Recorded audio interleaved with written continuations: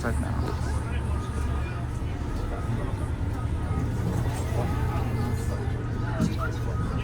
Ngayon tayo magpicture sa gulong pag wala.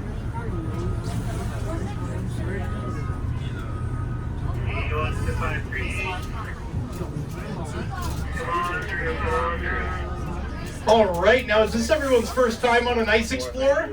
Yes! Oh, perfect. Well, I have another question then. Is anyone curious how fast we can get this thing to go? Yeah! See, I actually haven't tested that yet. Now, the reason for that is because I have been waiting for my best group. Now, groups have come and gone in the past. They've been okay, but they haven't been the best group. I haven't seen the best group until now. Yes! Not only can I tell that you're the best group I've ever had, I can tell you're the best group I'm ever going to have. So today's the day. So what we're going to do is we're going to take ourselves up to full 6-wheel drive and put us into 4th gear. How does that sound? Yeah! All Let's right. go. So let's get that all in motion right now. So on the count of 3. 1, 2, 3. Go! Yeah, it does take a moment to pick up speed. But once we get there, you'll see how fast we can go because we are already at 15 kilometers an hour. Yay! That's about 12 miles we're ripping up this hill. Now we're at 14. The Yay! numbers are still getting higher, just the wrong way. 13. 12. Okay, I have to be honest with everyone. I think we peaked at 15. Oh. Just like me. So yes, these vehicles, they are not built for speed. So not built for speed, but definitely built for power. Because I mean, this is still 27 tons of machinery. 29 if you count me sitting in the driver's seat. That we gotta get up these really steep hills. Now, if we look ahead, can we all agree this is a pretty steep hill for at least this vehicle? Yeah. I actually do not agree. That was a trick question. You will see what a true steep hill looks like in about 5 minutes when we go downhill. Trust me. Now just forget about that for now. In the meantime, let me point out the fact that today we are headed to the mighty Athabasca Glacier. Now I'm sure you all knew that already before coming out here, but something a lot of people don't know before they come here is that the Athabasca Glacier and the Columbia Icefield are not actually the same thing. So they are a little bit different, but it's a very common misconception. In fact, if any of you did think they were the same thing, I promise no judgment, raise your hand. Okay, we got a few hands going up, so I don't blame you for thinking that. I do blame a different group of people, and that is the marketing team of the company that I work for. Because you might notice a whole lot of signs around here with 2 words on them, Columbia Icefield. So that's understandable why that would be a little bit confusing. Now here's how you can think of the difference, and let me know if this makes sense. Let's say we got a big bowl in front of us that we decide to fill to the brim with ice. So it's full capacity. You could not fit any more ice into that bowl. Now, all of the ice in that bowl, think of that as the ice field. But now let's try to add more ice. But remember, we've already filled it to full capacity. Yeah. So when we try to do that, it just overflows and spills out. So any of the ice that's spilling out of that bowl, you can think of that as the glacier. Does that kind of make sense? Yeah. So you can essentially look at the glacier as the excess ice being pushed off of the overflowing ice field. Now all of that excess ice is actually strong enough to push to the side all of the surrounding debris in the area, creating very large hills that we call moraines. Now if we take a look at our right side, this big pile of rock and dirt here is a perfect example of a moraine. All of this was pushed up by the glacial ice, which is pretty incredible when you think about it. Now, this one here, it's one of our 2 lateral moraines, which are the moraines that are on each side of the glacier. Because when glaciers expand, they don't just get longer, but also wider. So as the glacier widened, that's what ended up pushing all of this up here. Now, speaking of the glacier, we are in for a beautiful view as we make our way around the corner up ahead here. It'll be on the right side at our 1 o'clock. Beautiful visibility for it today, by the way. So starting about now, can any of you see what looks like 3 big steps of ice that are going up into the sky? So those 3 big steps, that's still part of the glacier, but it's everything that you would see behind those steps. That's where the Columbia Icefield is. So that's sort of the connecting point, like a big frozen waterfall. And the ice is actually moving down at about roughly 3 centimeters a day, so it's faster than you honestly might think. Now on the way back, I'll talk more about how much of it has melted and how far the glacier used to stretch when it was at its peak. But what I'll say for now is that in the present, we're looking at a glacier that's roughly 5 kilometers long. So about 3.7 miles, still pretty big. But if we went up those steps and looked at the ice field, we would be looking at 165 square kilometers of ice. Whoa. That's about the same size as Vancouver. It's 120 square miles. It's massive. Now, on an unrelated note, does anyone remember about 5 minutes ago when I mentioned that in 5 minutes we would see what a true steep hill looks like? Yeah. Well, it's been about 5 minutes. You might notice in front of us the road looks like it just drops off the side of nothing. Now, that is because we are about to go down North America's steepest unpaved commercial road at a 30% grade. Now, we're not going very fast. This would still be way too fast. So we're going to stop at the top. I'm going to take us down to first gear, and I'll press a button on my screen that will activate what we call the auto brakes system. Now, what that means is if I were to hit 10 kilometers an hour going down, my brakes would automatically set off, and I would have to make a very embarrassing radio call to my manager to come here and manually unlock the brakes for me. So we're not going to do that today. Does that sound good? Yeah. Now, also for safety reasons, I am not allowed to talk until we get to the very bottom of the hill. So in the meantime, please enjoy the scenic view from the world's slowest roller coaster. I'll be right back with you all at the bottom. Hindi siya kita sa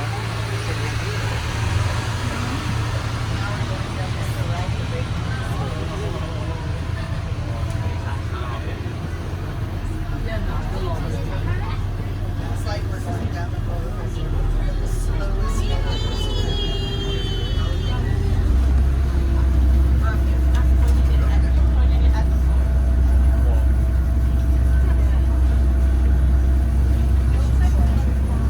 Exit 244.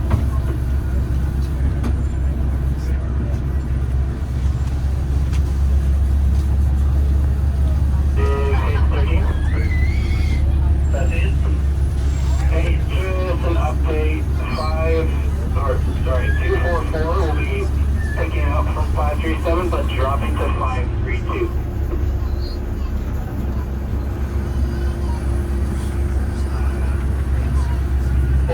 Picking up 537 and dropping to 532. grabe nga yung slow. Or it's most likely gonna ready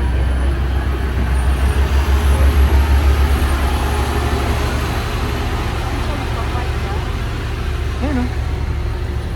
Hindi mo kita.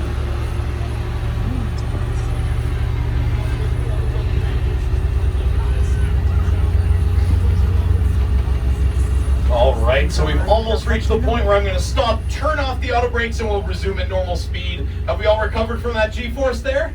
Yeah. Okay, good. So now we'll go back up and do it again, but twice as slow. No, I'm just kidding. So we'll stop right about here. But I am always very curious. Raise your hand for any of you who have ever been on any glacier in the entire world before. Okay, there's quite a few hands going up. Not a majority of you. I didn't expect it to be, and never is a majority. But I have some very good news for everybody. What if I told you that the moment we reached the bottom of that hill, we officially crossed over onto the Athabasca Glacier? Isn't that exciting? Yeah. Now, I can understand why that might seem a little strange, because looking around, you might be thinking, there's sure a lot of rock and dirt. How could this be the glacier? I'll explain that in just a moment. I'm going to make a quick radio call because we're doing one-way traffic here. 544 to 81. Am I good to go towards the tire wash?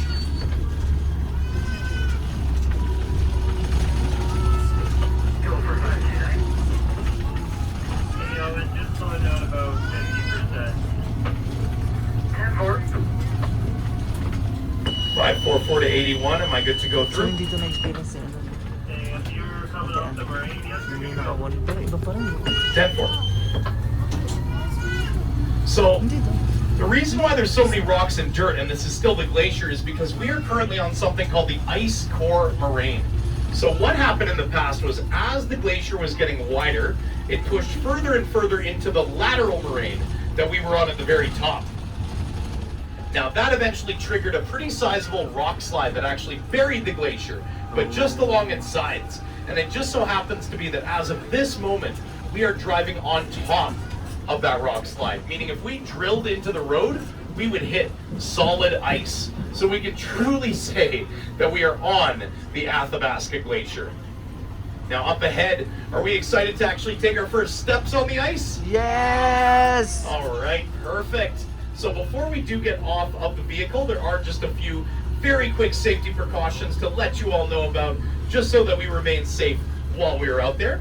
So first of all, this glacier, like every other glacier in the world, it is covered in hundreds of what we refer to as crevasses. So if you do not know what a crevasse is, they're like crevices but just specific for glacial ice. So essentially, very large cracks caused by the constant movement of the glacier as it comes off of the ice field. Now some of the crevasses are not too deep, but some of them can go down as far as the full depth of the ice. Whoa. Now if you are wondering how much ice is going to be under our feet today, we will be standing on 150 meters or a little over 400 feet of ice. It is much further down than it looks. Now, as I did mention earlier, even though it's sunny this week, we've had a pretty cold and rainy month. And there's actually a lot of fresh snow that has not melted off of the glacier yet. Now, that makes the crevasses a little more risky because you can't actually see them until you've stepped on that loose snow and fallen into it like a trapdoor. Now, you don't want to have to get rescued because that rescue will be done by Parks Canada. And being a government agency, that means you'll probably wait about, I don't know, maybe 10 to 15 business days before they show up. So for that reason, we have placed red boundary signs all along the perimeter where it'll be safe to walk. So while we are out there, just make sure that you keep within those boundaries. Does that sound good? Yeah! Now, also for safety reasons, while we're out there, make sure that you never go behind these vehicles.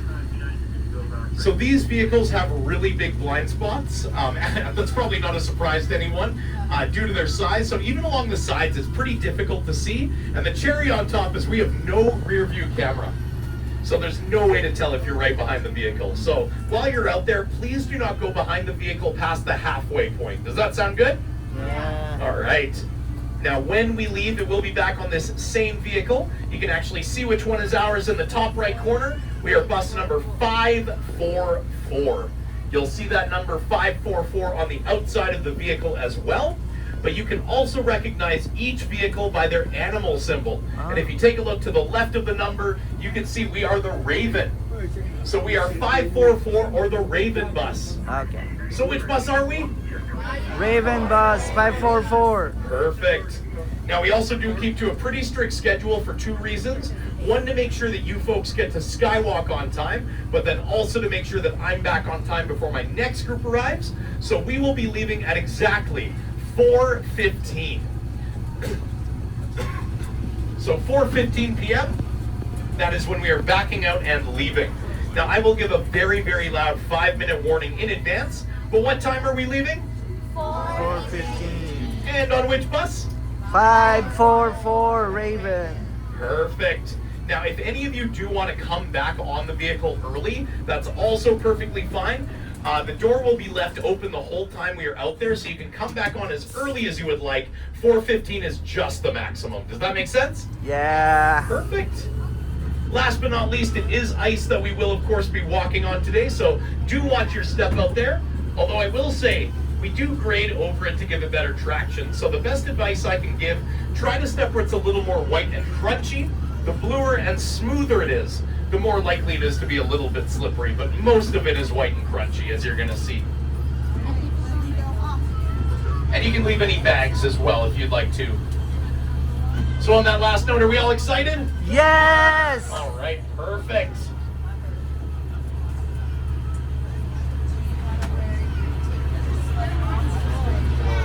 So I'll take the first step out so I can get the stool out for you all, and then you are all good to follow me.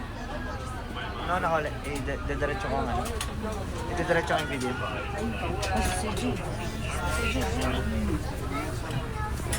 Tuloy ko yung video. All right, you're all good to undo your seatbelts. I'll take the first step out. All right. We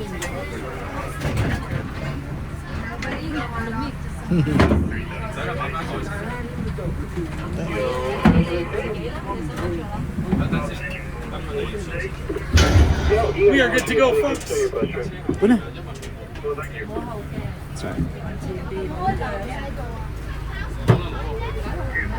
Welcome, everyone. Enjoy. Thank you so much. See you later. Have a great time. Oh! So hindi siya hindi siya snow.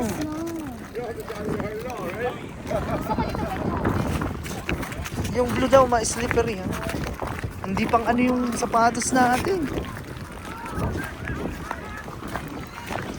White and crunchy.